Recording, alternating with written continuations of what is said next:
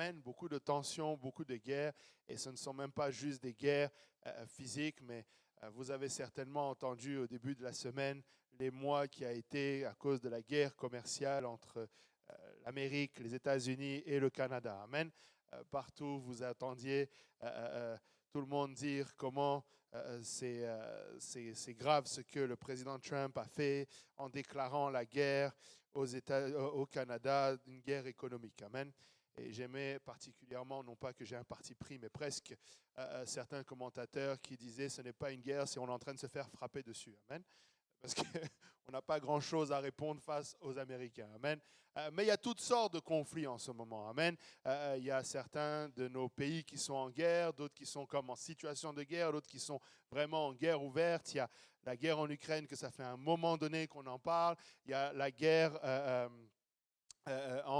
j'allais dire en Ukraine, en Russie, il y avait la guerre en Israël qui semble s'être un peu arrêtée. On espère que ça va continuer parce que nous voulons la paix en Israël. Amen. Mais il y a toujours eu plusieurs conflits. J'essaie de regarder rapidement. Je pense qu'il disait que en 2024, il y a eu plus ou moins 59 conflits enregistrés en 2024. Amen. Donc, guerre et conflits qui étaient en cours ou actifs. Amen.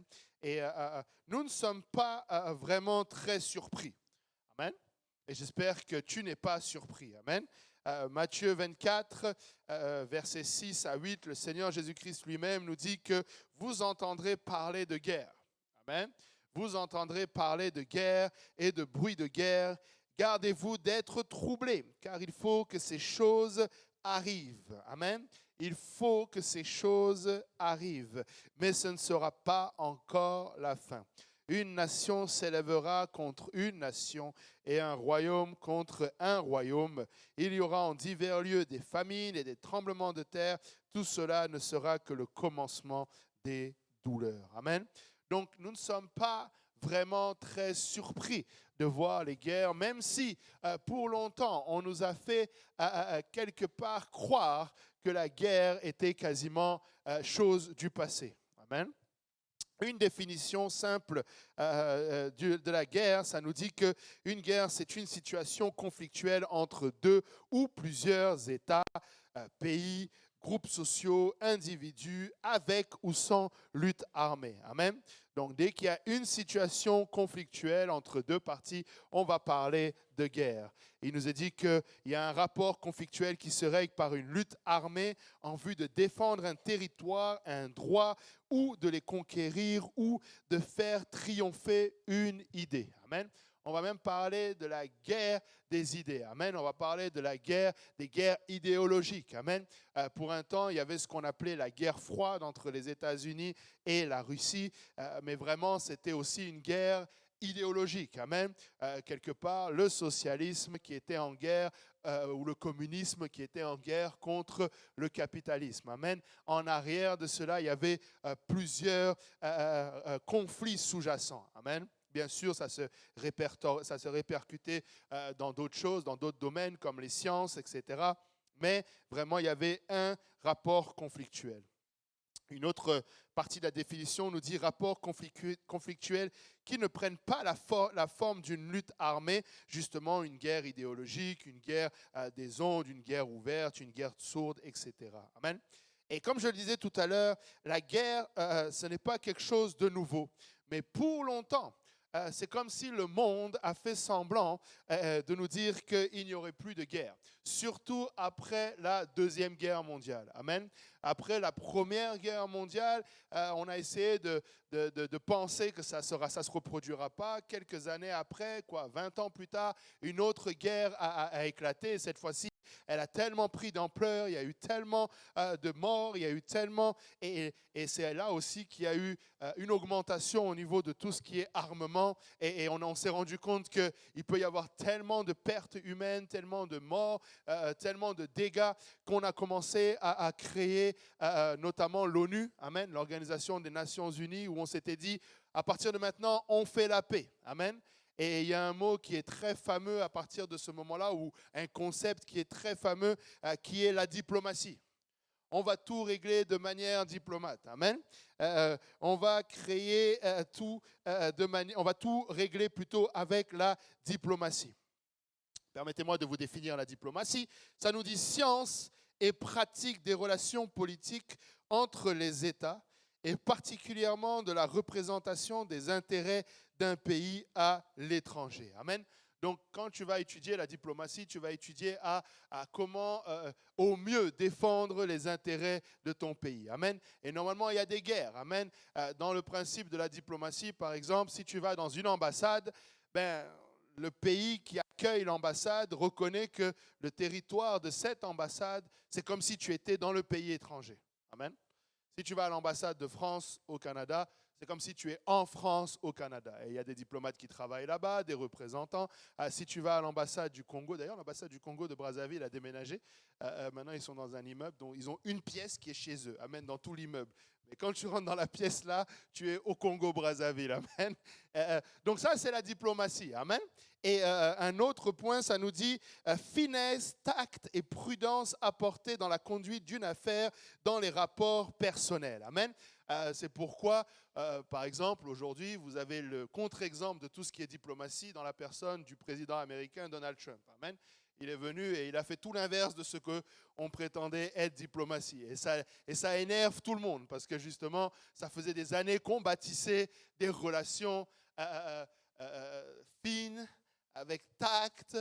En fait, c'était rempli de mensonges. Amen.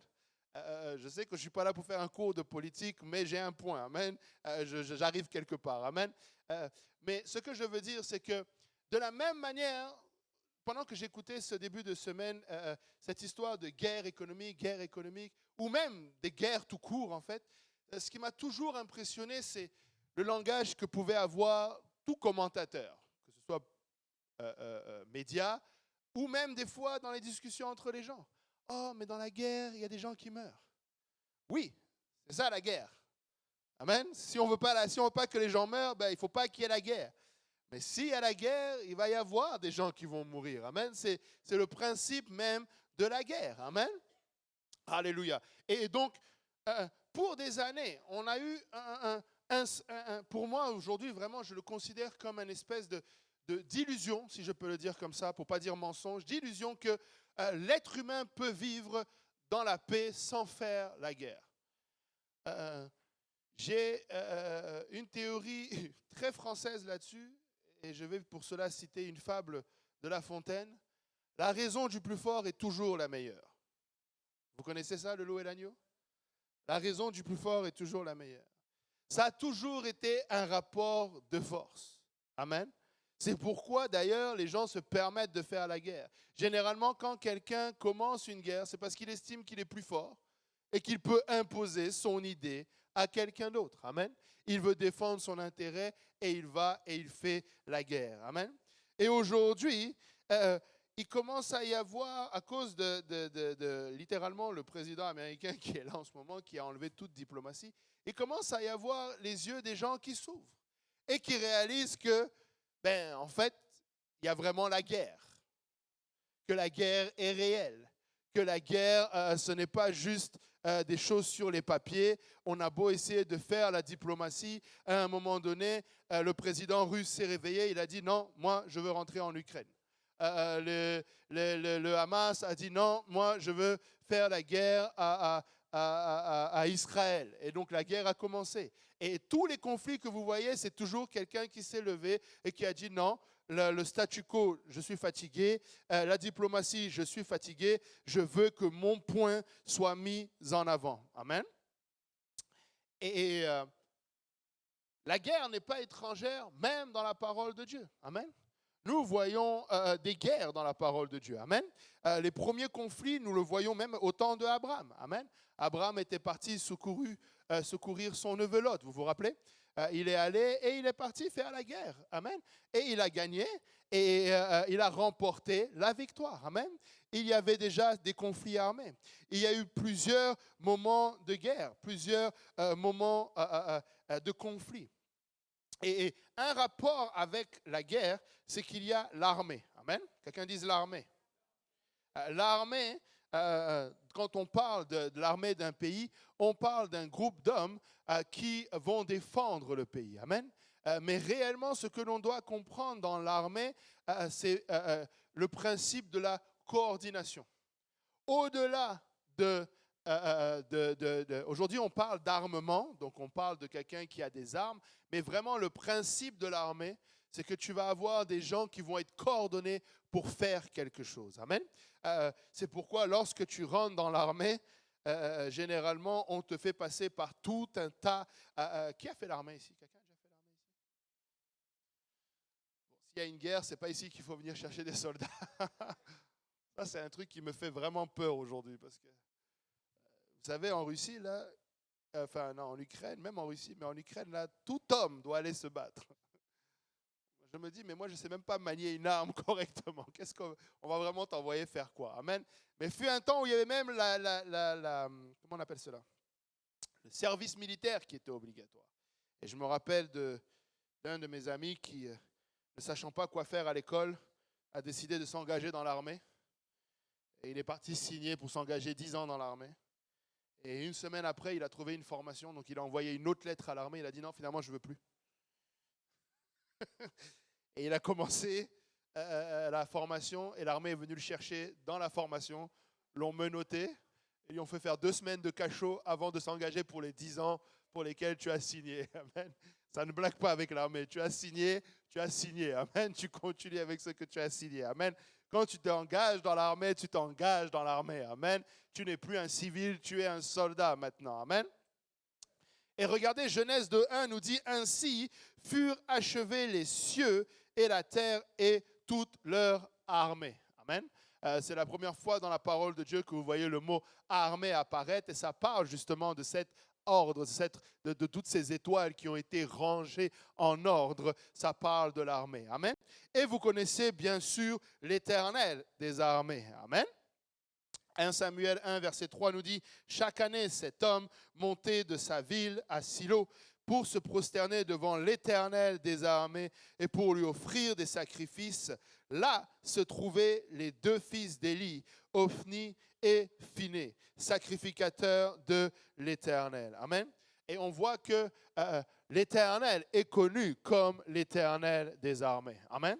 Il est l'Éternel des armées. L'Éternel a demandé à son peuple de conquérir une terre, la terre promise. Amen. La terre de Canaan. Et il devait la prendre par la force, puisque ceux qui étaient là n'allaient pas se soumettre, ils n'allaient pas, et c'est encore le cas aujourd'hui, ils n'allaient pas venir et dire « Oh, l'Éternel veut qu'on prenne la place et qu'il cède la place. » Amen. Juste pour sauver du temps, je veux juste qu'on prenne une histoire, on en a parlé un peu hier à l'église de Chelaga, 1 Samuel 17. Vous connaissez bien cette histoire, 1 Samuel 17, ça c'est l'histoire de David qui tue Goliath. Amen. 1 Samuel 17. On va juste lire quelques passages et puis après ça, on va continuer concernant être dans l'armée de l'Éternel. Amen. 1 Samuel 17 nous dit « Les Philistins réunirent leur armée pour faire la guerre.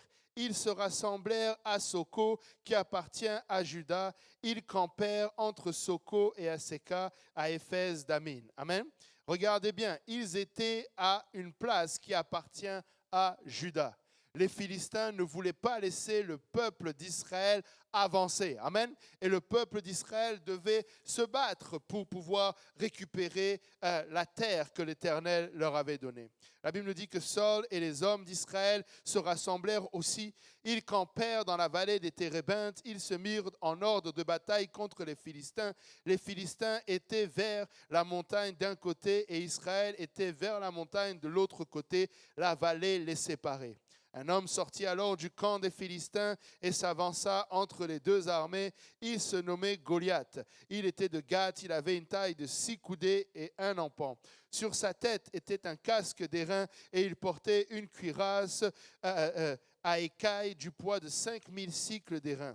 Il avait 2 jambes, une armure. Il avait aux 2 jambes, une armure d'airain et un javelot d'airain entre les épaules. Le bois de sa lance était comme une ensouple de tisserand et la lance pesait 600 cycles de fer. Celui qui portait son bouclier marchait devant lui.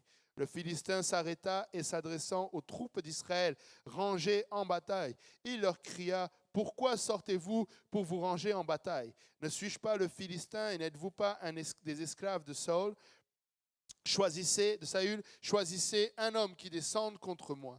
S'il peut me battre et qu'il me tue, nous vous serons assujettis. Mais si je l'emporte sur lui et que je le tue, vous nous serez assujettis et vous nous servirez. Le Philistin dit encore: je jette en ce jour un défi à l'armée d'Israël. Donnez-moi un homme et nous nous battrons ensemble. Saül et tout Israël entendirent ces paroles du Philistin et ils furent effrayés et saisis d'une grande crainte. Amen. Qu'est-ce que Goliath essayait de faire? Il menait premièrement une guerre psychologique. Amen. Il était en train de leur faire douter de qui ils sont. Amen. Il sait que par sa taille, il sait qu'avec ce qu'il ressemble, il sait que c'est pourquoi il a toute cette armure, même des écailles, même son bouclier qui est porté par quelqu'un d'autre. Donc il y a toute une mise en scène qui est là. Amen. Parce qu'il veut jouer d'abord ce qu'on appelle une guerre psychologique. Amen. Il veut imposer quelque chose par la force. Amen. Il est en train de dire, vous êtes les esclaves de Saül et moi je suis un guerrier. Amen. Donc envoyez-moi quelqu'un pour vous battre. Amen. Probablement que Goliath savait que dans l'armée en face de lui, il n'y avait pas un géant. Probablement qu'il savait qu'il n'y a personne qui faisait sa taille. Amen. Alors c'est pourquoi il a joué de son aspect physique. Il a joué à une guerre psychologique. Et ce n'était pas la première fois que l'ennemi d'Israël faisait cela. Amen. Ce n'était pas la première fois. Rappelez-vous Israël en Égypte. Israël en Égypte, il y a eu une énorme guerre psychologique qui a fait qu'Israël est resté 400 ans en esclavage. Amen. Et la raison, c'est parce qu'il leur faisait croire qu'ils n'étaient que des vauriens. Ils n'étaient plus que des moins que rien, même pas des êtres humains, mais des esclaves. Amen. Vous savez que lorsque Israël est sorti de l'Égypte, la Bible nous dit qu'ils sont sortis avec 600 000 hommes capables de faire la guerre. Israël. Et Pharaon a envoyé derrière lui 600 chars. Même si tu mets 100 personnes par char, ce qui est impossible, ça ne ferait que 60 000 personnes. Amen. Ce qui est impossible. Là, j'ai fait exprès d'exagérer. Mais il y avait d'abord eu une guerre psychologique. Amen. Mais le Seigneur a aidé Israël à se rappeler d'une chose. Je suis l'Éternel, votre Dieu. Amen. Vous n'avez rien à craindre. Amen. Voilà pourquoi il a permis que ces différentes plaies arrivent. Amen. C'était pour rappeler aussi au peuple d'Israël. N'oubliez pas de qui vous êtes le peuple. Amen. Et nous ne devons jamais oublier, peuple de Dieu, que nous servons un grand Dieu comme nous l'avons chanté. Amen. Nous ne sommes pas là, alléluia, par nos propres moyens, par nos propres forces. Nous ne sommes pas dans ceci par nos propres moyens, par nos propres forces, mais nous servons un grand Dieu. Amen. C'est lui qui nous a appelés, c'est lui qui nous a envoyés, c'est lui qui nous a équipés. C'est pour lui que nous sommes en train de vivre et de travailler. Amen. Alléluia. Le Seigneur compte sur chacun d'entre nous. Amen. Tu sais que même toi seul, là, la Bible dit que plus grand est celui qui est en toi que celui qui est dans le monde. Amen. J'aime quand la parole de Dieu nous dit 1 chasse 1000. Amen. 2 chasse 10 000. Amen. Jésus les chasse tous. Amen.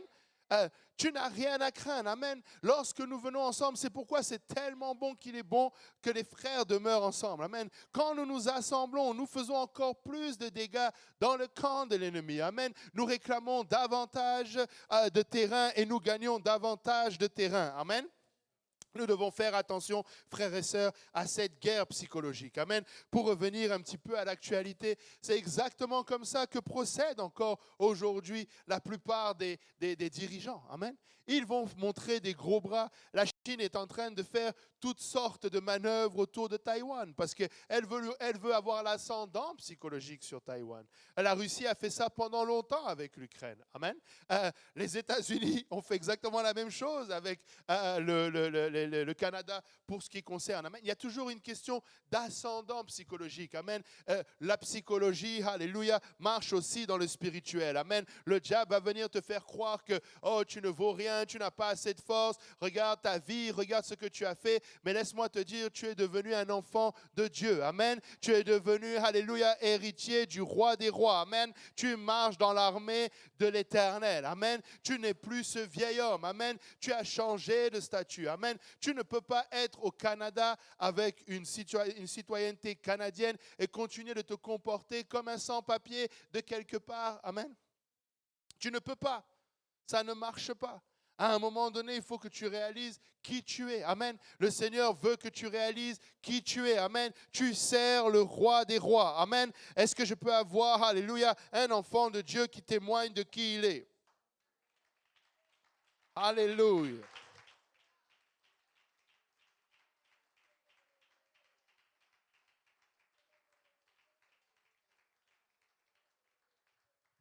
Alléluia. Frères et sœurs, nous devons apprendre à nous fortifier. Le Seigneur a dit à Josué, fortifie-toi et prends courage. Et il lui répète encore, je t'ai dit, fortifie-toi, prends courage. Amen. Nous devons apprendre à nous fortifier et à prendre courage. Nous ne servons pas un Dieu qui est vaincu. Nous servons un Dieu qui est vainqueur. Amen. Nous marchons dans la victoire. Amen. Nous ne réclamons rien comme des mendiants. Amen. Nous réclamons parce que c'est notre dû, c'est notre droit. Amen. Nous ne faisons que réclamer ce que l'Éternel a demandé que nous réclamions. Vous vous rappelez quand Israël est allé espionner la terre promise? Ils sont revenus avec des preuves de la bonté du pays. Amen.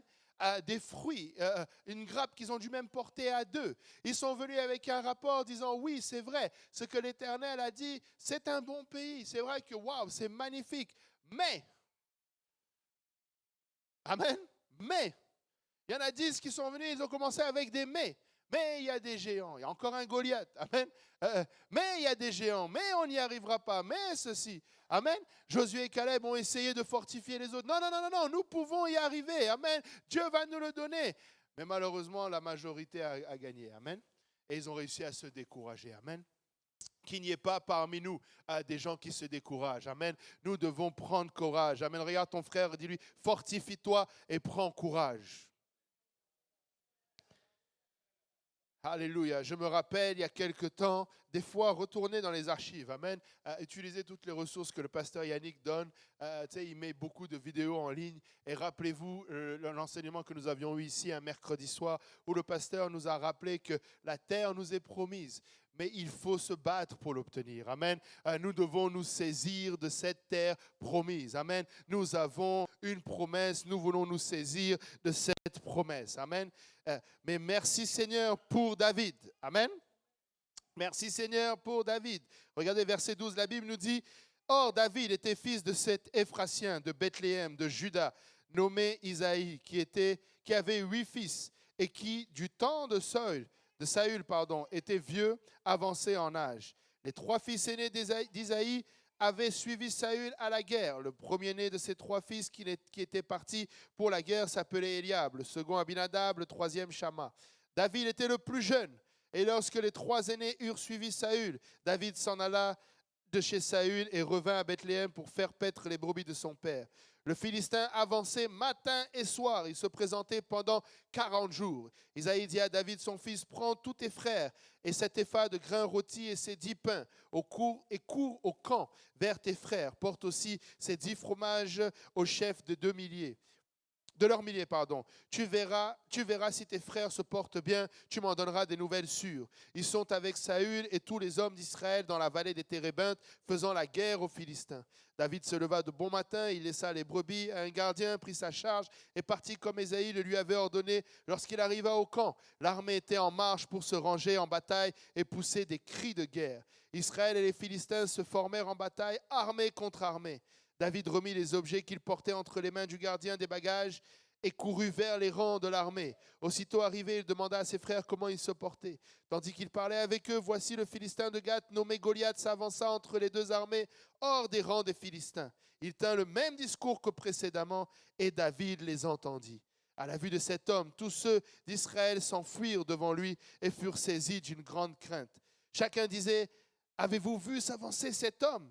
C'est pour jeter à Israël un défi qu'il s'est avancé. Si quelqu'un le tue, le roi le comblera de richesses. Il lui donnera sa fille et il affranchira la maison de son père en Israël.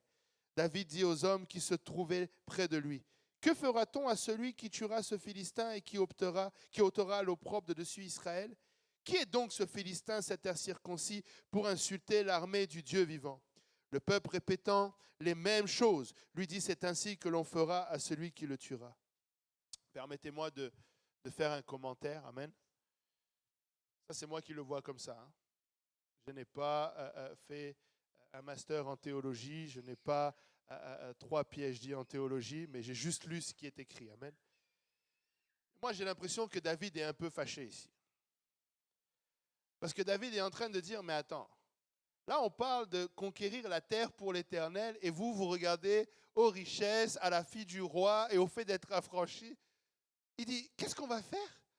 Regardez bien, c'est comme ça qu'il dit, non? Il dit, que fera-t-on à celui qui tuera ce Philistin et qui ôtera l'opprobre de dessus Israël?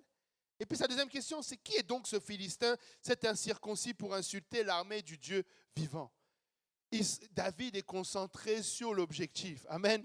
L'objectif d'Israël était de conquérir la terre que Dieu leur avait donnée. Merci Seigneur pour ce qui peut venir avec. Amen. Mais surtout, l'objectif, c'était de remporter le territoire pour l'Éternel. Amen. Et là, David se décide de dire que moi, je peux le prendre. Amen. Eliab, son frère aîné, qui l'avait entendu parler à ces hommes, fut enflammé de colère contre David. Et il dit, pourquoi es-tu descendu et à qui as-tu laissé ce peu de brebis dans le désert? Je connais ton orgueil et la malice de ton cœur. C'est pour voir la bataille que tu es descendu. David répondit, qu'ai-je donc fait? Ne puis-je pas parler ainsi? Et il se détourna de lui pour s'adresser à un autre et fit les mêmes questions. Le peuple lui répondit comme la première fois. Lorsqu'on eut entendu les paroles prononcées par David, on les répéta devant Saül qui le fit chercher. David dit à Saül que personne ne se décourage à cause de ce Philistin. Ton serviteur ira se battre avec lui. Saül dit à David, tu ne peux pas aller te battre avec ce Philistin car tu es un enfant et il est un homme de guerre dès sa jeunesse. Amen. Et je veux répéter ici ce que j'ai dit hier à Hochelaga. Jeune, que personne ne méprise ta jeunesse. Amen. Ne laisse personne mépriser ta jeunesse. Amen. Alléluia. Saül est très confus ici, puisqu'il dit d'un côté que ce Philistin est un guerrier depuis sa jeunesse, mais que David, dans sa jeunesse, ne pourrait pas servir l'Éternel. Amen. Et c'est très souvent ce que le monde veut offrir à nos jeunes. Amen. Non, tu es trop jeune. Vis ta jeunesse, tu serviras l'Éternel plus tard. Non, tu peux servir l'Éternel dès maintenant. Amen. Tu peux commencer à servir l'Éternel dans ta jeunesse. Amen. Je prie pour un jour où on va commencer à donner des licences de prédicateurs à des enfants de 12 ans. Je vous dis, à des enfants de 12 ans, on va les reconnaître comme prédicateurs de l'Évangile dès l'âge de 12 ans. Amen. Il faut que nous enlevions cette mentalité selon laquelle nos enfants doivent avoir atteint un certain âge. Le monde mène une guerre sur nos enfants. Amen. Une guerre d'idéologie. Amen. Une guerre ouverte et il n'y a aucune diplomatie. Amen. Le diable est tout sauf un diplomate. Il est tout sauf un diplomate. La guerre est grandement ouverte. La poubelle qui est servie dans nos écoles depuis des années et des années. Vous savez, nos enfants, là, j'entends des fois des personnes qui se réjouissent parce que leur enfant a été détecté pour jouer dans telle ou telle équipe. L'enfant a 7-8 ans. Là, on se réjouit. Mais quand je dis qu'on va donner des licences de prédicateurs à des enfants de 12 ans, on me dit... Là, attends, peut-être que tu exagères un peu. Non, nos enfants sont capables, amen. Ils sont tout à fait capables de prêcher l'évangile. Ils sont tout à fait capables de prier pour les malades et voir des malades guéris. Ils sont tout à fait... Écoutez, un enfant de 7 ans rempli du Saint-Esprit peut chasser toute une armée de démons. Amen. Nos enfants ne sont pas faibles. Ils servent le grand Dieu dont nous avons chanté tout à l'heure. Amen. Ils servent le même Dieu et ils sont remplis du même Saint-Esprit. Amen. C'est l'Esprit de Dieu qui habite en eux. Amen. Et c'est lui qui fait. Amen. Laissez aux enfants l'opportunité de prêcher l'Évangile, de prier pour les malades. Amen. Je me rappelle, ça fait longtemps que je ne l'ai pas entendu. Dieu merci, il y a peut-être un peu d'évolution. Mais je me rappelle, au début, on disait non, fais attention, il ne faut pas que ton enfant soit à l'hôtel quand ça prie. Pourquoi? Quelle raison? Oh, parce que tu as peur que le démon quitte la personne, aille dans mon enfant. Si Dieu ne peut pas garder mon enfant, là, il y a un problème. Amen. Oula, je ne sais pas si je vais là-dessus.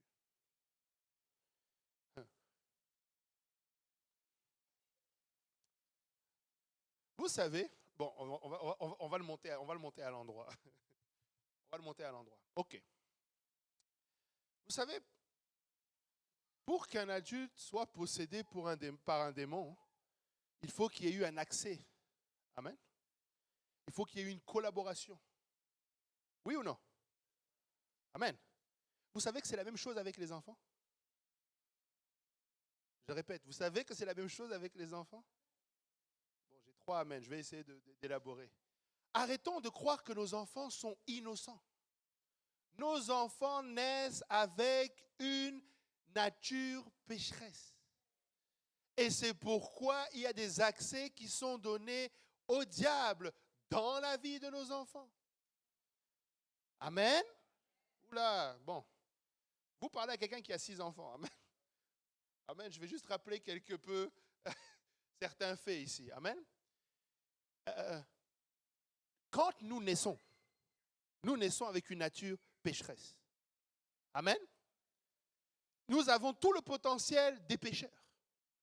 Et ça c'est vraiment l'explication la plus efficace qui est, celle de Pasteur Graham. C'est pourquoi tu ne t'assois pas avec un enfant pour apprendre le mensonge. Aucun adulte ne s'assoit avec un enfant et lui dit, bon, quand ça ne va pas, mens. Non, c'est sa nature. Amen.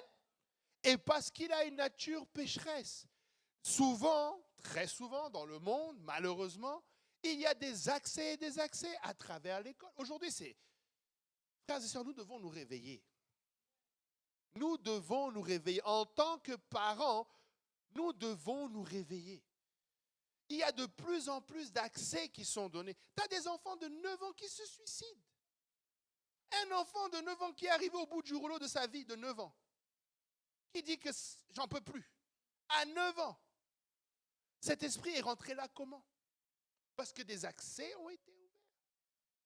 Et quand je dis qu'il y a un accès, je ne suis pas en train... vous savez, il y a une différence entre vouloir culpabiliser quelqu'un et conscientiser quelqu'un. Je ne suis pas en train de vouloir culpabiliser qui que ce soit. Nous sommes pécheurs, c'est notre nature. Amen. Mais nous devons nous rappeler que nous sommes pécheurs, afin de pouvoir adresser cela et nous repentir. Aucun de nous, celui qui dit qu'il n'a pas de péché, il se ment à lui-même. Amen.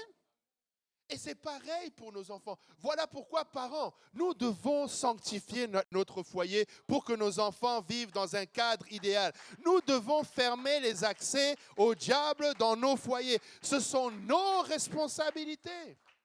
Il est de la responsabilité de nos parents. C'est un mensonge. Nos enfants seront sauvés parce qu'ils vont obéir à l'Évangile. De la même manière que n'importe quel être humain sur la face de la terre. Il y a une pensée, je ne sais pas d'où elle sort, que les enfants seront sauvés par le salut de leurs parents. Non! Par contre, nous, parents, nous avons une grande responsabilité de créer cette atmosphère, comme le dit très souvent, mais chaque dédicace, le pasteur Kaozi, de créer un foyer, un environnement où l'enfant va entendre la parole de Dieu, les louanges à Dieu, va venir à l'église à chaque fois que la maison de Dieu est ouverte, afin qu'il sache fermer l'accès au diable. Merci à l'équipe du vendredi qui avait fait ce spectacle en fin d'année. On ferme l'accès au diable. C'est réel, ces enfants doivent savoir comment je ferme l'accès au diable. Doivent savoir, c'est nous-mêmes qui donnons les tablettes. L'enfant parle, on donne la tablette. Ça, c'est une grande porte ouverte pour donner accès au diable. Je vous avais raconté, il y a quelqu'un, l'enfant, les parents parlent français, le papa se débrouille. Mais l'enfant parle anglais à cause des dessins animés sur l'écran. Maintenant, comment vous faites? Déjà, le français, c'est compliqué. L'enfant, maintenant, parle anglais. On ne peut même plus élever l'enfant dans le foyer. C'est compliqué. Je parlais anglais avec l'enfant. J'étais comme, OK. Ça, là, c'est dangereux pour nos enfants. Nos écoles sont des axes. Parents, ce n'est pas un jeu. Ce n'est pas un jeu. C'est une guerre. C'est une guerre. Il n'y a pas de diplomatie. Le diable ne regarde pas, on est des petits. Non! Au contraire, c'est une guerre de longue haleine. Il se dit, si je peux former ce soldat-là pour mon armée, je sais que plus tard, il fera des dégâts. Et il en forme.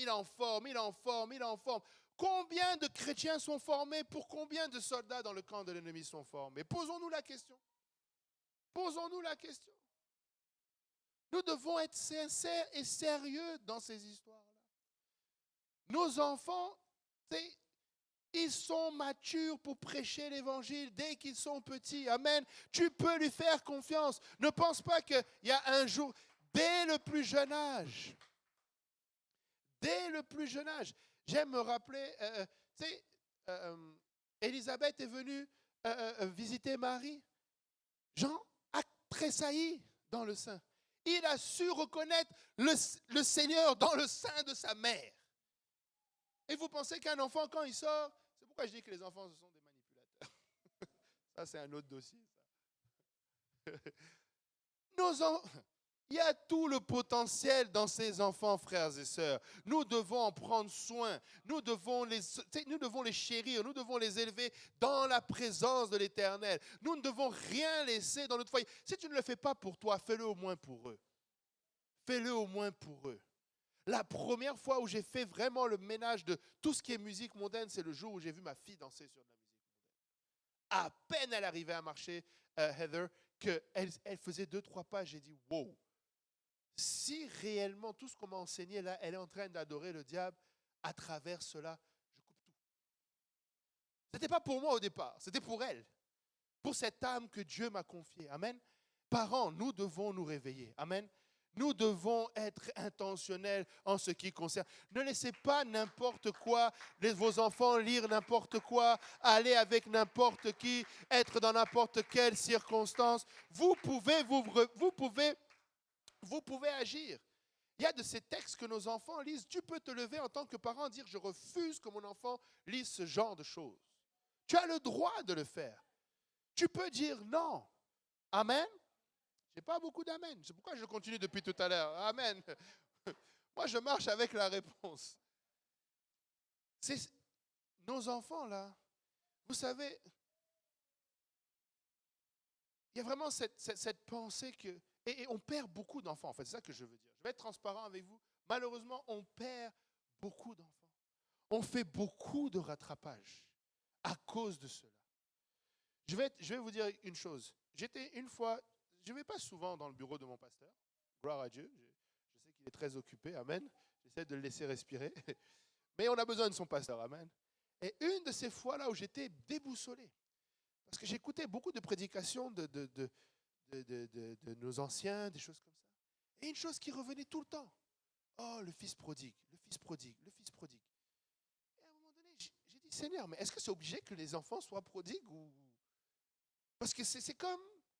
Laissez-moi vous dire, ce n'est pas obligé que ton enfant soit prodigue. La Bible dit qu'enseigne à l'enfant les voies qu'il doit suivre et quand il sera vieux, il ne s'en détournera pas. Tu peux compter sur les bontés de l'Éternel. Donne-toi pleinement, donne ta famille pleinement, donne tes enfants pleinement et refuse de voir le fils prodigue. Je ne suis pas en train de dire que ça ne va jamais arriver. Quand ça arrivera, on va le faire. Mais que ce ne soit pas dans un coin de ta tête comme une obligation. Non, ce n'est pas une obligation. Ce n'est pas que, on verra comment, c'est lui qui choisira. Il ne choisira pas. Tu dois choisir pour lui. Tu dois l'aider. La plupart vous ne laisseriez pas. Je suis sûr que beaucoup de nos parents ici, si votre enfant se levait aujourd'hui, il vous disait, je vais faire tel métier, vous allez dire non. Vous allez dire non. Vous allez dire, pourquoi faire ça? Oh, je veux travailler chez McDo. Toute ta vie? Ou juste parce que tu as 16 ans? Non, mais je trouve que c'est une belle carrière, flipper des burgers. Va travailler, va à l'école et tu vas faire. Vous n'allez pas lui laisser le choix. Et c'est la même chose en ce qui concerne la parole de Dieu. Amen. Et servir l'Éternel. Amen. Je veux que mes enfants servent l'Éternel. Au-delà d'être quoi que ce soit dans le monde, je prie que mes enfants soient des ministres de l'Éternel à tous les niveaux. Qu'ils chantent pour sa gloire, qu'ils jouent pour sa gloire, qu'ils prêchent pour sa gloire, qu'ils soient des missionnaires pour sa gloire. Nous voulons des plans. Écoutez, nous devons déjà avoir des carrières pour nos enfants dans le royaume de Dieu. Nous devons avoir une carrière. Tu sais, je ne pensais vraiment pas que ça allait autant aller sur les jeunes, mais il était guerrier dans sa jeunesse. C'est pourquoi il est Goliath. C'est pourquoi il permet de sortir avec autant de zèle. Ça fait longtemps que je le fais. Mais Dieu merci qu'il y en avait un qui connaissait son Dieu depuis sa jeunesse. C'est pourquoi il est venu avec un témoignage et il est venu dire, écoute Saül, roi, tu sais, peut-être que tu me vois petit ici. Mais quand je gardais les troupeaux de mon père, et il n'a pas commencé à se vanter de lui-même. Il sait que c'est son Dieu qui l'a donné à déchirer le lion et à déchirer l'ours. Et c'est pourquoi il se dit, Goliath, il peut faire n'importe quelle taille. Mais moi, je sais que l'Éternel va nous délivrer de cet incirconcis. Et c'est le même zèle qu'il y a dans chacun de nos enfants. C'est le même zèle. Nous devons encourager nos jeunes. Nous devons être derrière nos enfants. Il n'y a pas d'âge pour commencer à servir l'Éternel. À 2 ans, à 3 ans, tu peux déjà commencer à servir. Dès que tu commences à marcher, en fait. Ils sont beaux les pieds de ceux qui annoncent l'Évangile. Dès qu'ils marchent, les pieds sont assez beaux pour aller prêcher l'Évangile. Amen. Alléluia. On veut voir nos jeunes et nos enfants. Amen. Alléluia. Et juste pour terminer avec l'histoire de David, regardez comment David va. Là, il raconte l'histoire. Verset 41. Le Philistin s'approcha peu à peu de David et l'homme qui portait son bouclier marchait devant lui. Le Philistin regarda et lorsqu'il aperçut David, il le méprisa, ne voyant en lui qu'un enfant, blond et d'une belle figure.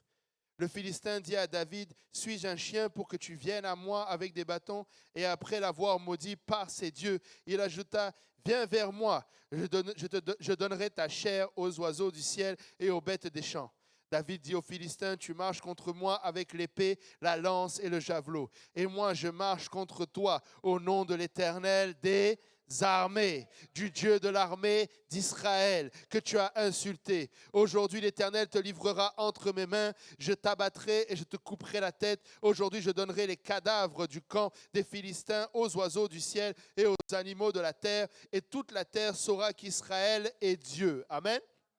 Il continue en disant, « Et toute cette multitude saura que ce n'est ni par l'épée, ni par la lance que l'Éternel sauve, car la victoire appartient à l'Éternel, et il vous livre entre nos mains. » Alléluia. David avait l'assurance de son Dieu. Amen. Alléluia. En passant, le diable n'est pas un séducteur.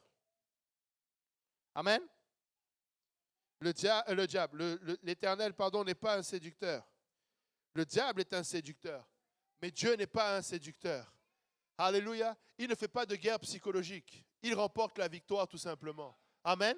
David avait beau être tout frêle, tout beau, il n'a pas besoin d'un grand gaillard. Il a juste besoin de quelqu'un qui est décidé. Amen. Alléluia. Tu es là, tu te dis, je n'ai peut-être pas ce qu'il faut. Tu as tout ce qu'il faut si tu as le nom de l'Éternel avec toi. Amen. Si tu sais invoquer le nom de Jésus, tu as tout ce qu'il faut pour remporter la victoire. Amen. Et remarquez bien quelque chose que David dit en particulier. Amen. Regardez. Il dit, aujourd'hui, l'Éternel te livrera entre mes mains, je t'abattrai et je te couperai la tête. Aujourd'hui, je donnerai les cadavres du camp des Philistins aux oiseaux du ciel et aux animaux. Pas juste toi. Pas juste toi. Parce que toi, là, tu n'es que celui qui est là devant, qui fait la guerre psychologique. Mais ce sera et toi et toute l'armée qui est derrière toi. Amen. Ce sera une victoire pleine et totale. Amen. Vous savez, frères et sœurs, nous avons une place dans l'armée de l'Éternel. Amen. Regarde ton voisin, dis-lui, tu as une place dans l'armée de l'Éternel. Amen. Éphésiens 6 nous dit, au reste, fortifiez-vous dans le Seigneur et par sa force toute puissante. Revêtez-vous de toutes les armes de Dieu afin de pouvoir tenir ferme contre les ruses du diable. Car nous n'avons pas à lutter contre la chair et le sang, mais contre les dominations, contre les autorités, contre les princes de ce monde de ténèbres, contre les esprits méchants dans les lieux célestes. C'est pourquoi prenez toutes les armes de Dieu afin de pouvoir résister dans le mauvais jour et tenir ferme après avoir tout surmonté. Amen. Aujourd'hui, nous ne luttons pas contre la chair et le sang. Amen. Le royaume de Dieu n'est pas de cette terre. Amen. Jésus-Christ est venu et a dit, mon royaume n'est pas de ce monde. Amen. Donc nous n'allons pas combattre comme Israël a combattu, mais néanmoins nous allons mener un combat, amen, qui est un combat contre des dominations, contre des autorités, contre les princes de ce monde de ténèbres, parce que nous allons combattre pour l'Éternel. Amen.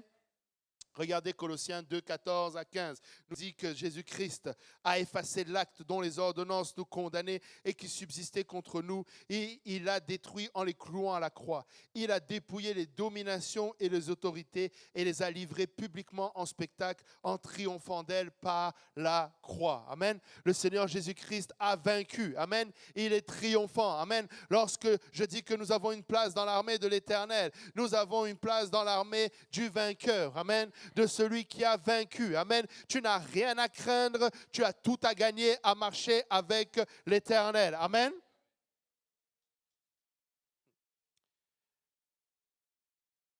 Nous devons apprendre à travailler dans l'armée de l'Éternel. Amen. Malheureusement, je suis obligé de le déclarer comme ça, beaucoup perdent du temps. Beaucoup perdent du temps et ils rentrent dans des combats spirituels en oubliant pourquoi nous combattons spirituellement. Amen. Vous savez, nous ne combattons pas, comment je vais le dire?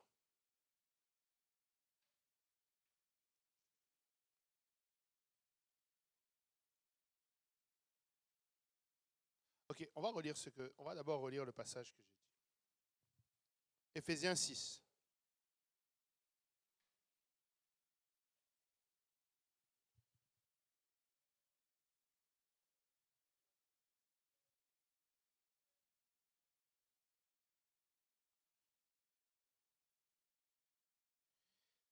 Éphésiens 6, à partir du verset 10, nous avons lu au reste, fortifiez-vous, n'est-ce pas? Fortifiez-vous comment? Amen. On ne vous a pas demandé de vous fortifier en dehors du Seigneur. Amen. On doit se fortifier dans le Seigneur. Amen. Il dit, fortifiez-vous dans le Seigneur et par sa force. Amen. Par sa force toute puissante. Déjà là, je veux juste dire, si je peux me permettre d'enseigner un peu là, c'est pourquoi d'abord, la première étape, c'est l'obéissance à l'évangile. Parce qu'il faut d'abord que tu sois en Christ pour appliquer tous les principes là qu'on va parler.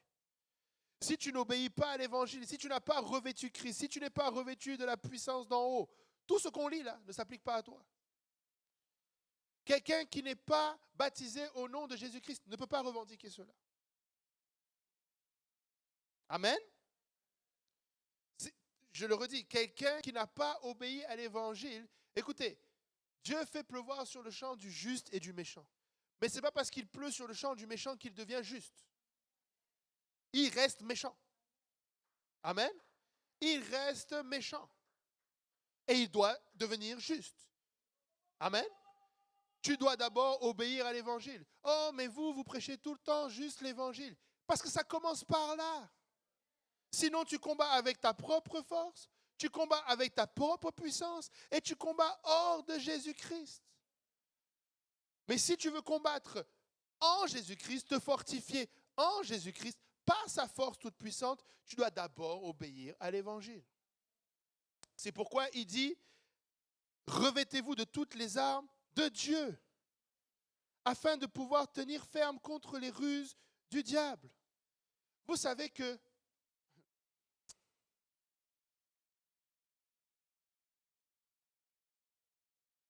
Laisse-moi donner une révélation à quelqu'un. Tu n'es pas capable de porter l'armure de Dieu. Tu n'es pas capable de porter l'armure de Dieu. Je vois des yeux comme ça. David ne pouvait pas porter l'armure de Saül. Tu ne peux pas porter l'armure de Dieu. Mais Christ porte l'armure de Dieu. Et quand tu revêts Christ, c'est Christ qui porte l'armure de Dieu. Si l'armure va te faire, c'est parce que c'est Dieu, c'est son armure. Tu n'es pas Dieu. Amen. C'est l'armure de Dieu. Et si elle va te faire, c'est parce que tu es en Christ, en Dieu. Et là, d'un coup, ça te fait. Amen. Il dit, revêtez-vous de toutes les armes de Dieu afin de pouvoir tenir ferme contre les ruses du diable. Car nous n'avons pas lutté contre la chair et le sang, mais contre les dominations, contre les autorités, contre le prince de ce monde des ténèbres, contre les esprits méchants dans les lieux célestes. C'est pourquoi prenez toutes les armes de Dieu afin de pouvoir résister dans les mauvais jours et tenir ferme après quoi? Si tu n'as pas déjà tout surmonté, tu ne vas pas tenir. Amen. C'est pourquoi la première chose que tu dois surmonter, c'est le péché, c'est la mort. Tu dois d'abord marcher dans la victoire. Amen. C'est pourquoi nous prêchons que nous devons obéir à l'évangile. C'est pourquoi nous prêchons que nous devons nous sanctifier. Parce que nous sommes dans l'armée de Dieu. Amen. Et je dois revêtir Christ premièrement. Amen. Et donc, tout à l'heure, j'étais en train de dire, quand Christ est venu sur cette terre, Jésus-Christ, homme, il a marché sur cette terre, a-t-il combattu comme Israël? A-t-il combattu comme Israël? Vous êtes encore avec moi ou vous êtes déjà... A-t-il combattu comme Israël? A-t-il rassemblé 12 apôtres et est parti se battre contre les Philistins? Il a même dit à Pierre que si tu combats par l'épée, tu périras par l'épée. J'avais une discussion comme ça hier avec mon fils. Frères et sœurs, la Bible ne ment pas. Vous n'êtes pas avec moi. J'ai dit la Bible ne ment pas. Quand la Bible dit, quand le Seigneur dit, si quelqu'un te frappe sur la joue droite, tu lui tends la gauche, tu lui tends la gauche. Amen. Ce n'était pas une métaphore. Ce n'était pas une parabole. Ce n'était pas quelque chose.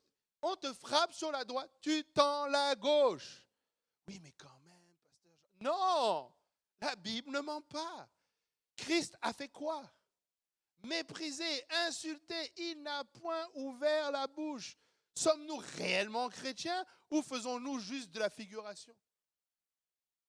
Des fois, nous sommes là, nous prétendons, et vraiment, ça c'était encore une fois la leçon du pasteur Kaozi, le principe de la forteresse. D'un côté, nous avons les principes de Dieu, une forteresse, et de l'autre côté, nous avons nos propres principes.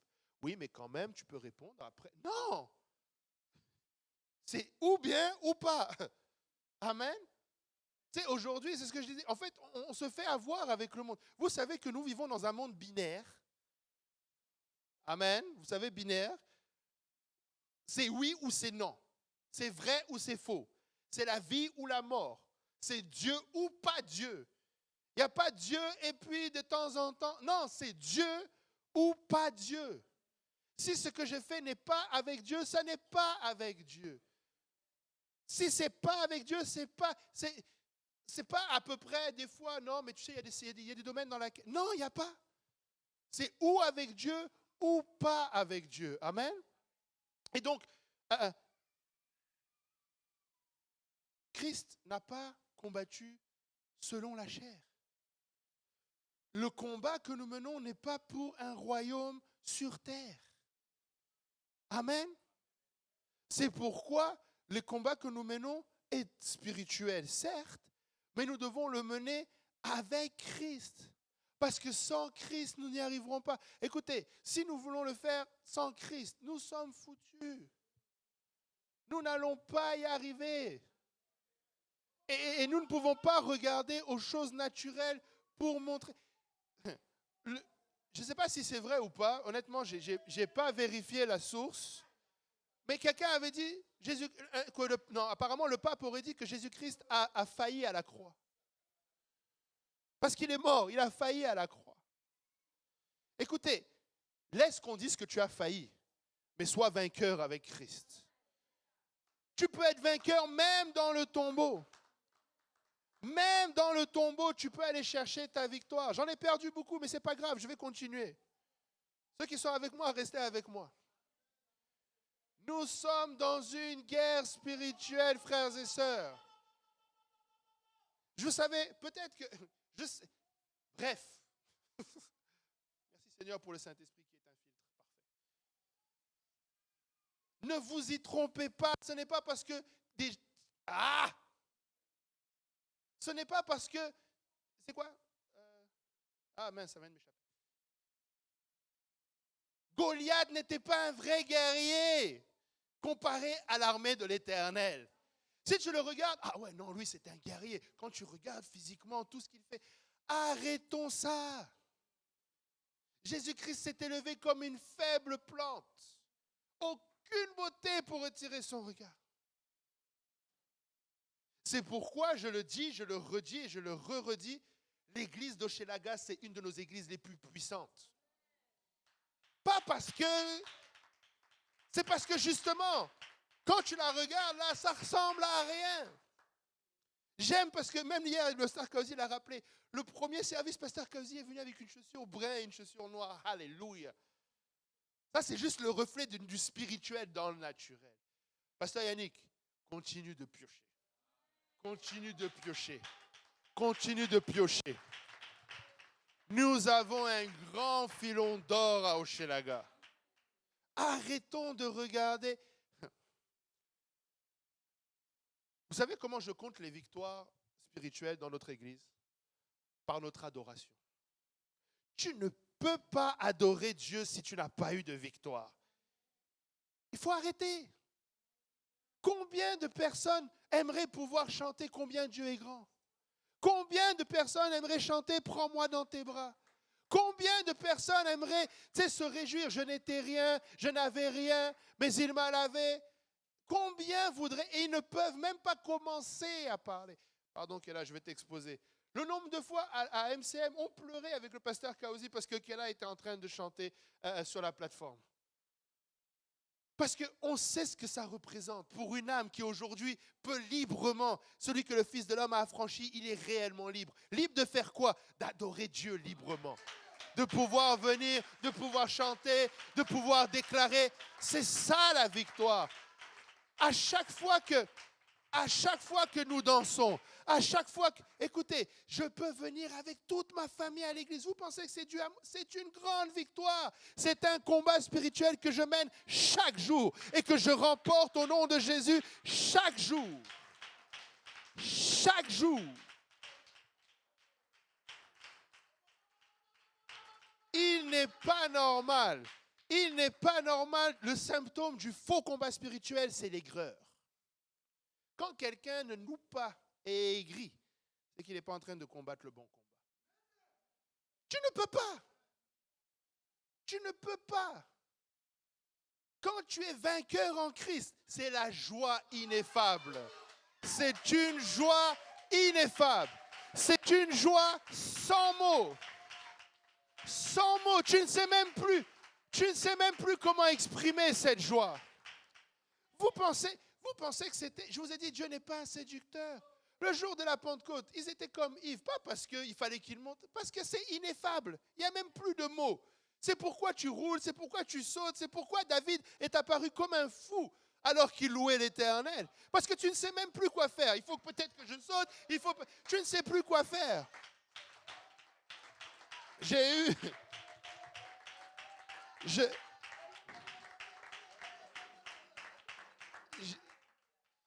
J'ai eu à rigoler des fois avec mon épouse. Je disais, je te promets que s'il y en a qui pouvaient voler dans le sanctuaire des fois le dimanche, là, ils s'envoleraient. Courir, ça suffirait pas. Tu as l'impression qu'ils veulent faire quelque chose que... S'ils pouvaient le faire, ils le feraient. Tu as l'impression que la personne, elle court, mais en fait, elle est déjà partie. Elle n'est plus là. Parce que c'est la victoire dans le Seigneur. C'est pourquoi il dit, donne-moi la joie, ramène-moi la joie de mon salut. Nous avons une place dans l'armée de l'Éternel. Ne perdons pas notre temps sur des combats inutiles. Je vous dis, Un de nos anciens a dit ceci: tu n'as pas besoin d'élever la voix pour fuir un démon. Tu as juste besoin d'avoir l'autorité de Jésus. Si tu as l'autorité de Jésus-Christ, tu vas dire au nom de Jésus, même en murmurant, la personne va partir.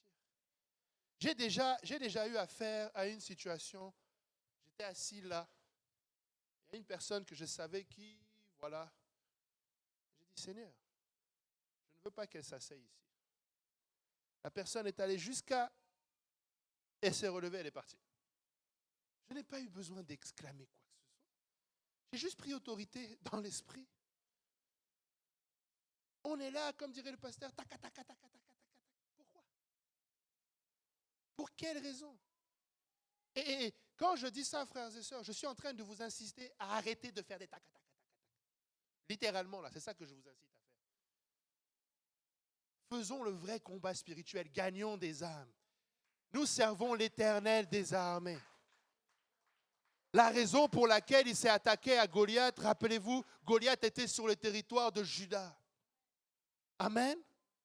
Il était en train d'empêcher Israël d'avoir sa place.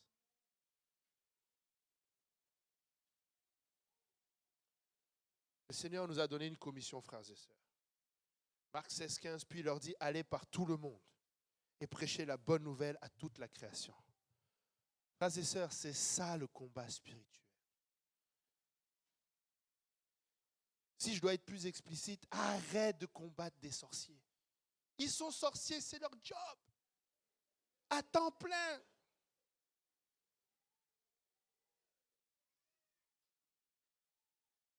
Ok, je vais aller plus loin parce que je vais en choquer plusieurs encore. Je veux faire un électrochoc. Qui? Regarde ton voisin, dis-lui qui? Qui? Ok, avant que je garde la question qui, je vais poser une autre question avant. Qui est le chef de tous les sorciers? Le diable. Ok. Bon, qui a envoyé le diable contre Job? Et tu penses que tu fais le combat spirituel? Tu penses que tu vas avoir la victoire? Tu penses que si Job avait fait ce combat, c'est Dieu qui a envoyé le diable. Et tu sais qu'est-ce que Job a dit à la fin? Pardonne-moi, j'ai parlé des merveilles que j'ignorais. J'ignorais que c'était merveilleux que tu envoies le diable contre moi. Je suis en train de dire à quelqu'un, marche simplement dans l'autorité de Christ, gagne du territoire pour le royaume de Dieu, combat le bon combat de la foi, sauve-toi toi-même en gardant l'évangile et partage-le à quelqu'un d'autre. Nous n'avons pas à craindre, frères et sœurs. Nous servons celui qui est victorieux. Je sais, c'est lourd, l'atmosphère est lourde, mais je vous ai dit, je ne vais pas arrêter. Je ne vais pas arrêter, parce que c'est un combat spirituel. Je ne lutte pas contre la chair et le sang, je lutte contre des autorités en ce moment-là. Et je sais sur quelle autorité je suis en train de piétiner, et elles vont tomber au nom de Jésus. Nous ne luttons pas. Laisse les sorciers tranquilles. Laisse le diable tranquille. Enseigne l'évangile. Parle de Jésus. Vois une famille transformée, une vie transformée, quelqu'un qui obéit. Tu sais comment quelqu'un va obéir à l'évangile? Pas en lui disant le diable t'a fait ceci. Il le sait, il peut te faire la liste mieux que toi. Il peut te faire la liste de tout ce que le diable a fait dans sa vie mieux que toi. Mais parle-lui de ce qu'il ignore, que Jésus-Christ a vaincu, qu'il est mort pour toi, qu'il a été enseveli, qu'il est ressuscité le 3e jour, qu'il a dépouillé les autorités, que peu importe l'addiction qui règne dans ta vie, elle peut tomber au nom de Jésus, qu'il a un nom au-dessus de tout nom, la mention duquel tout genou fléchit, sur terre, dans le ciel et sur la terre. C'est ça, frères et sœurs, être dans l'armée de l'Éternel. Nous gagnons. L'objectif, c'est de gagner ou pas? Amen. Je ne sais pas si vous ne voulez pas gagner, bon, ok. Mais si quelqu'un est avec moi pour gagner, c'est comme ça qu'on va gagner du territoire. C'est comme ça qu'on va voir le royaume de Dieu avancer. Nous ne luttons plus contre les choses de ce monde. Nous luttons pour le salut des âmes. Nous luttons pour que quelqu'un soit délivré d'une addiction. Nous prions pour qu'une famille soit restaurée, pour qu'un couple soit restauré. Nous prions pour que... Tu sais, c'est pourquoi, je sais, ça ne fait pas de sens. Souvent, ce sont les femmes qui sont victimes dans un couple de violence verbale, parfois même jusqu'à la violence physique. Et là, tu as un prédicateur qui dit, tu sais, maman, prie, reste soumise. Ah! Mais c'est parce que c'est ça, Christ. Ça marche. C'est une folie, je vous l'accorde, mais ça marche. Tu sais, quand tu es dans l'affliction et que tu mets ton genou à terre, tu n'es jamais plus puissant qu'à ce moment-là. Lorsque tu élèves ta voix devant ton Dieu et que tu dis, Seigneur, ça fait mal, mais pour la gloire de ton nom, Seigneur, je veux tenir. Pour le salut de mon mari, pour le salut de ma femme, pour le salut de mon enfant, pour le salut de ma mère, pour le salut. Seigneur, je veux accepter l'opprobre. Je veux accepter la persécution. Non pas que je prends plaisir dans la souffrance, mais je sais la valeur de la souffrance. Je sais la valeur de la souffrance. En conclusion, 2 Timothée 2, versets 3 et 4. L'apôtre Paul encourage Timothée. Pardon pour encore une fois la souffrance. Mais il dit, souffre avec moi. Souffre avec moi. Souffre avec moi comme un bon soldat de Jésus-Christ. Un bon soldat de Jésus-Christ souffre.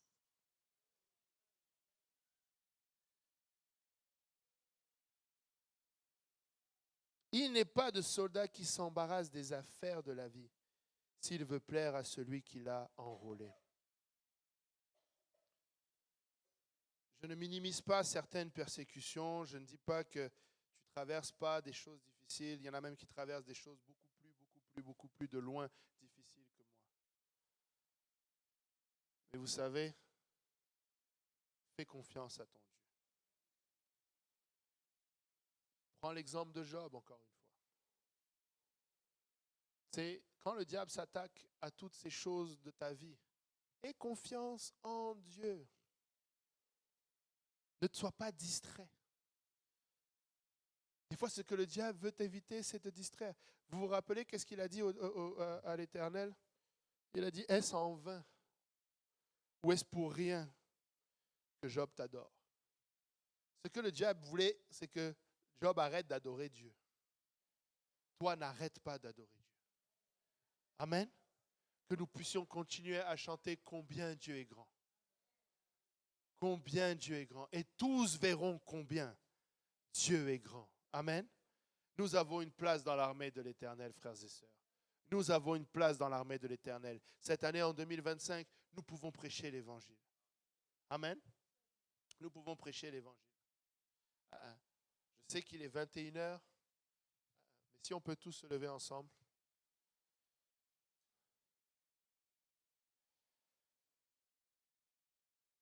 Regarde ton voisin, dis-lui, il est venu vous encourager.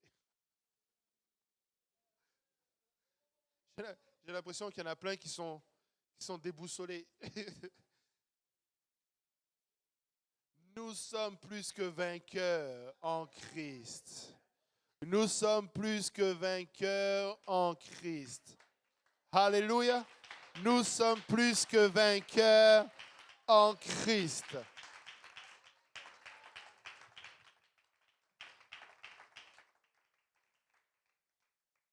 En 2025, nous allons voir le royaume de Dieu avancer. 2025, nous allons faire partie de l'armée de l'Éternel et nous allons être de bons soldats. Amen. Nous allons évangéliser, nous allons inviter, nous allons témoigner, nous allons faire des études bibliques, nous allons nous-mêmes nous plonger dans la parole pour être aiguisés. Amen. Pour avoir vraiment, alléluia, notre épée affûtée. Amen. Pouvons-nous élever la voix et demander l'aide du Seigneur. Alléluia. Seigneur, éternel, mon Dieu, mon roi, je viens louer ton saint nom, papa. Seigneur, une fois de plus, je te dis merci, Seigneur, pour la grâce, pour l'opportunité que tu nous donnes d'être dans ta maison. Papa, ce soir, papa, alors que tu nous rappelles, papa, notre place dans ton armée. Seigneur, je viens prier que tu nous aides à réaliser, papa. Seigneur, combien, Seigneur, c'est un privilège, papa, Seigneur, que de combattre, Seigneur, à tes côtés. Sachant que nous combattons, Seigneur, alléluia, dans la victoire, papa, celle que tu as remportée, papa, en triomphant, Seigneur, à la croix, Seigneur. Papa, Seigneur, tu as été cloué à cette croix, papa, tu as été moqué, tu as été, Seigneur, ta barbe a été arrachée, Seigneur, tu as reçu des coups, Seigneur, on t'a craché dessus, papa, Seigneur, tu as été livré, papa, à la honte, nu, Seigneur, sur cette croix, papa. Seigneur, papa, tu as été enseveli dans un tombeau, papa. Seigneur, alléluia, tu as été compté, Seigneur, parmi les pécheurs et les malfaiteurs, toi qui n'avais commis aucun péché, papa. Seigneur, mais tu as triomphé, papa, Seigneur. Tu as été ressuscité, tu as été victorieux, papa. Et si aujourd'hui nous pouvons nous tenir, papa, Seigneur, papa, si nous avons une part dans ton armée, c'est parce que tu as gagné, papa, et tu as été victorieux, papa. Merci pour cette victoire, papa, dans nos vies. Merci, Seigneur, dans le nom de Jésus, papa. Seigneur, de nous permettre de vivre, papa, cette vie de victoire, papa. Seigneur, merci de pouvoir nous permettre de vivre dans la paix. Toi, le prince de paix, papa. Seigneur, si nous marchons avec assurance aujourd'hui, papa, c'est parce que tu as triomphé, papa, et que tu nous fais vivre cette victoire, papa. Seigneur, je prie pour ton peuple ce soir, papa. Seigneur, je prie, Seigneur, qu'ils se saisissent de ta parole, papa. Qu'ils se saisissent, papa éternel, mon Dieu, papa. Papa, de ton évangile, papa, pour marcher avec, papa, Seigneur, dans la victoire, papa, en sachant, Père éternel, que tu as mis devant nous, papa, une porte grande ouverte, papa, d'un accès efficace, papa. Seigneur, papa, tu déclares dans ta parole, papa, que les portes de l'enfer ne prévaudront point contre ton Église, papa. Nous sommes ton Église, papa. Nous sommes ton peuple, papa. Et nous voulons, papa, aller, Seigneur, dans nos rues à Montréal, dans nos rues à Laval, dans nos rues au Québec, papa.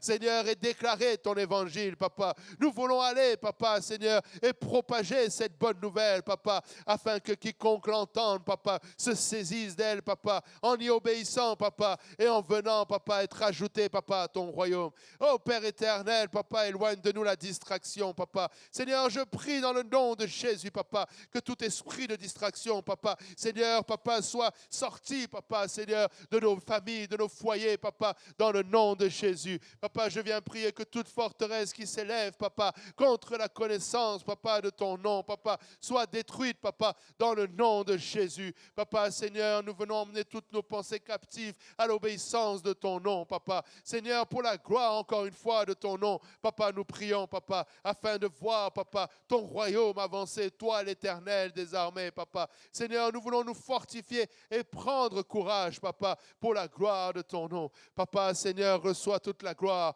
reçois tout l'honneur, reçois toute la louange, papa. Au nom précieux de Jésus-Christ, nous avons prié. Au nom de Jésus.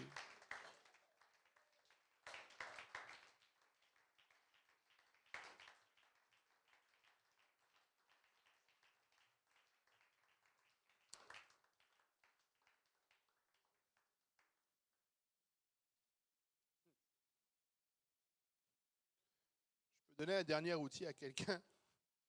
Quelqu'un n'a pas m'aimé, mais bon. Je sais, on a fini. Un dernier verset, amen. Un dernier. Regarde ton voisin, dis-lui, c'est un dernier.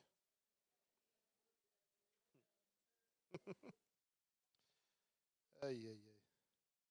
Exode 17. Exode 17, versets 11 et 12 nous dit, lorsque Moïse élevait sa main, Israël était plus fort. Et lorsqu'il baissait sa main, Amalek était plus fort. Les mains de Moïse étant fatiguées, ils prirent une pierre qu'ils placèrent sous lui et il s'assit dessus. Aaron et Hur soutenaient ses mains, l'un d'un côté, l'autre de l'autre, et ses mains restèrent fermes jusqu'au coucher du soleil. Si tu veux t'assurer que tu es dans le combat spirituel efficace, combat les mains levées. La prochaine fois que tu combats, tes mains doivent être levées. Amen. Si tu combats comme ça, là, tu n'es pas en train de combattre le combat spirituel. Amen. Amen. Analyse ton combat. Si tu combats, c'est les mains élevées. Le Seigneur a dit, je veux que les hommes élèvent des mains, sans colère. Si tu combats le bon combat, tu seras comme ça. Si tu es autrement que comme ça, il y a un signe que tu n'es pas encore à la bonne place. Amen. Que le Seigneur vous fortifie et vous garde dans le nom précieux de Jésus-Christ. Amen. Alléluia. Serrez la main de votre voisin, dis-lui, tu as une place dans l'armée de l'Éternel.